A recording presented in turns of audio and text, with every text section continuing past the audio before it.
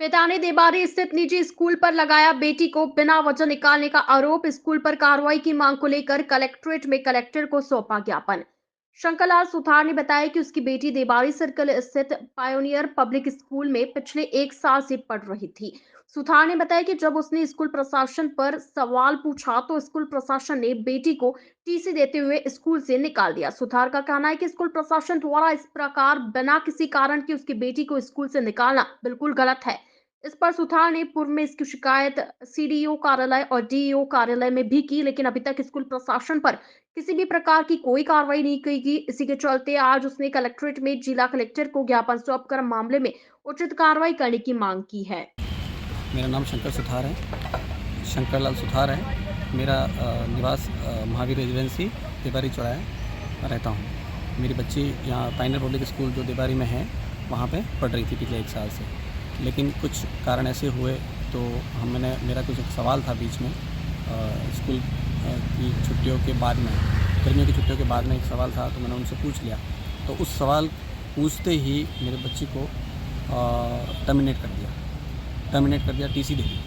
फिर मैंने उनसे पूछा मैं कि सर सवाल मैं कि टीसी किस कारणों से दी, तो उन्होंने कोई जवाब दिया नहीं। तो फिर मैंने और दूसरी बात, टीसी प्रिंट हो चुकी थी 6 जुलाई को, लेकिन 7 जुलाई को बच्ची को बुलाया स्कूल और वहाँ कैंपस में बात खड़ा किया।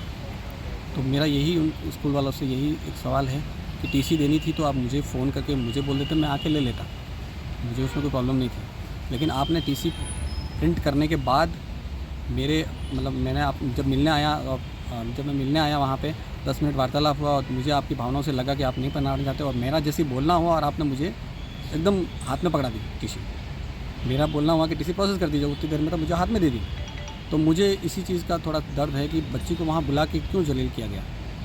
और दूसरी बात, फिर मैंने 7 जुलाई को ही मैंने उसी दिन कलेक्टर साहब को ज्ञापन दिया, और फिर मैंने आज 3 महीने हो गए उसका फॉलोअप लेते डीईओ, सीडीओ, जांच अधिकारी, सब लोगों से मैं मिला, लेकिन मुझे कोई अभी तक कुछ जवाब नहीं मिला। इसके बाद तथ्य हार के मैं वापस एक दूसरा ज्ञापन देने के लिए आज मैं कलेक्टर ऑफिस वापस आया हूँ। उम्मीद है कि आज के बाद कोई प्रोसेस स्टार्ट हो, और मुझे अगर मैंने गलती करी है तो मेरे को सज़ा मिले, और अगर स्कूल वालों ने करी है तो स्कूल वालों को मिले। मैं यही चाहता हूँ कि निष्पक्ष रूप से न्याय हो।